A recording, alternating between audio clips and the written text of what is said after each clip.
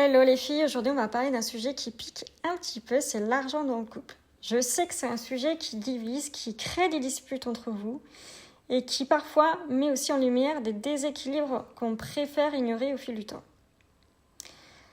Dis-moi, pourquoi est-ce qu'aujourd'hui c'est toujours toi qui t'inquiète de savoir si tout sera payé à temps ? Pourquoi aujourd'hui c'est toujours toi qui anticipe les dépenses du foyer, de la maison ? Qui essaie toujours d'économiser sur les courses, pendant que lui, il vit bien sa situation sans se poser de questions. Si tu te reconnais dans ce schéma, reste bien jusqu'à la fin, parce qu'aujourd'hui, on va voir pourquoi c'est toi qui portes cette charge mentale-là, et surtout, comment tu peux y remédier et retrouver un équilibre. Est-ce que tu te reconnais dans ça ? Tu te mets toujours de côté, pendant que lui, il craque sur un achat imprévu sans penser aux conséquences derrière. Tu fais toujours en sorte que tout soit payé, mais personne ne le voit. C'est toi aujourd'hui qui stresses à chaque fin de mois. Même parfois, tu dois piocher aussi dans ton épargne pour compléter les trous du compte commun. Pourquoi est-ce que c'est toi qui portes tout ça ? Pourquoi est-ce que c'est devenu ton rôle ? Parce qu'on nous a conditionnés à gérer tout ce qui se passe dans le foyer. Tout ce qui va avec, que ce soit l'organisation, l'agenda. Aujourd'hui, nous les femmes, on doit être sur tous les fronts. Mais on ne nous a pas appris l'essentiel. On nous a appris, oui, peut-être à économiser, mais on ne nous a pas appris à investir. On nous a appris à prévoir les dépenses pour les enfants, mais pas à sécuriser notre propre avenir. On nous dit toujours de faire attention, mais on ne sait pas vraiment poser des limites. Et souvent, on remet pas tout ça en question. On se dit c'est normal. Mais la vérité, c'est que c'est pas normal. Parce que gérer l'argent du couple ne veut pas dire assumer seul les responsabilités financières. Je mets souvent en parallèle un exemple. Aujourd'hui, quand vous avez décidé de faire des enfants, c'était une décision commune. Eh bien là, c'est pareil. L'argent, ce sont des décisions communes. Alors maintenant, on va voir comment changer ça. Parce que non, c'est pas une fatalité. Première étape, il faut mettre les choses à plat avec lui. Il faut avoir une discussion posée sur comment vous voulez gérer l'argent ensemble. Trouvez un moment où vous êtes ensemble, uniquement ensemble, pas en pleine dispute, pas quand il y a un virement qui a été oublié, mais dans un moment calme où vous pouvez vous parler sérieusement.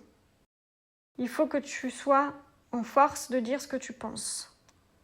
Si tu te sens mal dans cette gestion financière, il faut que tu puisses lui dire sans avoir de frein. Et exprime surtout ce que tu as besoin. Deuxième étape, fixer des règles claires. Qui paie quoi ? Quel pourcentage chacun met ? Est-ce qu'on a un budget commun et une épargne perso ? Tout ça, ça s'organise.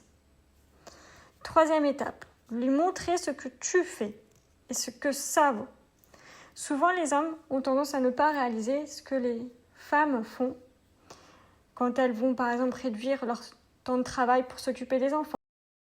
Ça va impacter forcément notre pouvoir d'achat, nos finances, et que ça peut nous peser.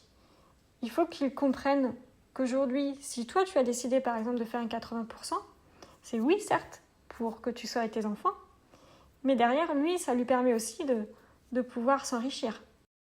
Donc c'est important de pouvoir lui exprimer en fait ces choses-là. Quatrième point, il faut absolument te protéger financièrement. C'est très bien d'avoir un compte commun, c'est très bien de voir les choses ensemble, mais c'est très important d'avoir une épargne personnelle, c'est essentiel. Tu dois avoir de l'argent qui t'appartient, sans dépendre de qui que ce soit, et ça, c'est la clé pour une vraie sérénité. Maintenant, j'aimerais que tu te questionnes, que tu sois honnête avec toi. Si dans 10 ans, tu fais encore tout toute seule, est-ce que tu serais encore OK avec ça ?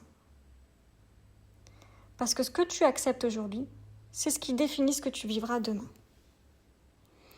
Alors, est-ce que tu veux continuer à tout porter ?